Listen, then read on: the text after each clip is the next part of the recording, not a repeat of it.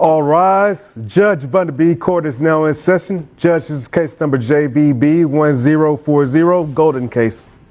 Thank you. You're welcome. You all may be seated. Mr. Belk, you brought this case before the court. What's going on? Good afternoon, Your Honor. Well, long story short, I was put on child support by my baby's mother. Mm-hmm. And for the past year, I've basically been having full custody. Not legal, of course. She comes and goes as she pleases, pops up unannounced, and I'm here today to place her on child support. Okay. How old is your child? My child is 4 years old. Boy or girl? She's a little girl. Okay. 4. And you said mom just pops up every now and then. For the past year, your daughter has been living completely. With you. All right, folks, buckle up. Today, we're diving into an intriguing case where Mr. Bill is seeking to modify his child support arrangement. For the past year, he has had full custody of his 4-year-old daughter, while the mother has been largely absent, only showing up occasionally. Now, Mr. Bill is requesting that the mother be required to pay child support. As the judge opens the session, Mr. Bill presents his case, setting the stage for a discussion on parental responsibility and financial obligations. This case is a perfect example of how custody changes can directly impact child support arrangements. And things are about to get interesting. Shows whenever she pleases. What is she doing? Do you know? I have no idea. I've heard here and there that she's really living that party life. So, I mean, that's none of my business. So I'm not too worried about that. I'm just here for my daughter and to take care of her. Okay.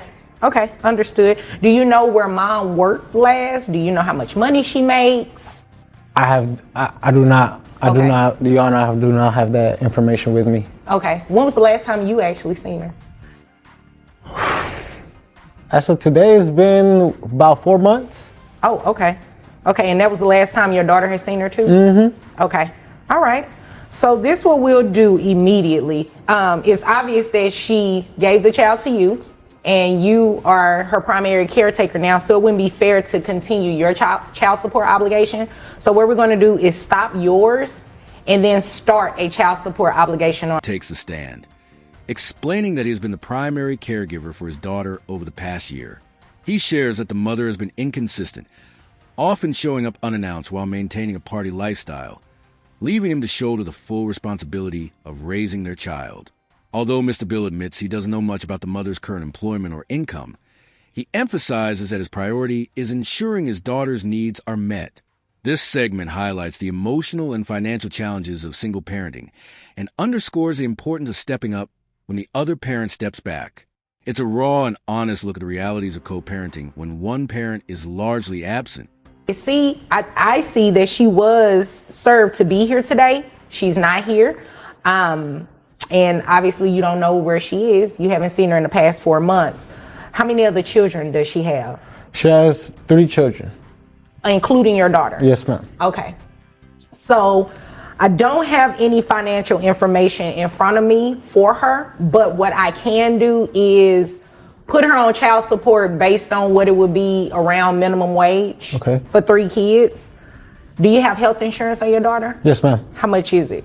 It's around $650, $675. Is that for you and the child? Yes, ma'am. Okay. And how many people are on that insurance? It's just me and her. Okay. So what I'll do is I'll divide that by 2 because by law, she's only required to carry health insurance for the child only. Okay. Okay. So I'll make her child support set at minimum wage, which is around $213. The judge rules that since Mr. Bill has been the primary caregiver, it is only fair to terminate his child support obligation and establish one for the mother. Despite her absence, the judge calculates her child support based on minimum wage, as no financial information is available. Additionally, health insurance costs are factored in, setting the mother's monthly obligation at $550. This segment highlights the legal system's role in ensuring children's needs are met, even when one parent is absent. It serves as a clear reminder that financial responsibility does not vanish simply because a parent chooses to step away. plus the half of the $675. So her child support obligation will come out to $550.50 every month. All right. All right, and that's what we'll do. Do you have any other questions? No, ma'am. Okay, well, if there's nothing further, you are dismissed. Thank you. You're welcome. Wrapping up, Judge Vaughn summarizes the case, emphasizing that the mother's voluntary relinquishment of custody means she is now responsible for paying child support. She explains that when one parent gives up custody, they assume the financial obligation to support the child. The judge also reminds viewers of the importance of appearing in court when served with legal papers. This case serves as a powerful reminder of the legal responsibilities that come with parenting and how the court prioritizes the child's well-being above all else. It's a decisive conclusion to a case filled with both emotional and legal complexities. Hi guys, it's me, Judge Vonda B. I just wanted to go over what you all witnessed in the Belt case. Dad was ordered to pay child support previously. Child was living with mom. Well, what did you hear interesting about that case? The child has now been living with dad for the past year. So it wouldn't be fair to keep dad on child support. Therefore, his case needs to be modified. Well, what mom did is known as voluntary relinquishment. What is that exactly? Voluntary relinquishment is when one parent gives up their possession of the child to the other parent. When that occurs, the parent who gave up the child should then start paying child support. So that's why in this case, mom was ordered to pay child support to dad. Something else you may have noticed, mom was not present for court. Remember guys, like we've discussed in our previous episodes, make sure that when you're served with papers to be in court, you always. Judge Vonda concludes by highlighting the key takeaways from the case: the impact of voluntary relinquishment and the importance of modifying child support when custody arrangements change. She stresses that the court's primary focus is always the well-being of the child, and that parents must be held accountable for their responsibilities. This segment provides valuable insights into the legal process and parental obligations, ensuring viewers understand the significance of accountability in custody and support cases.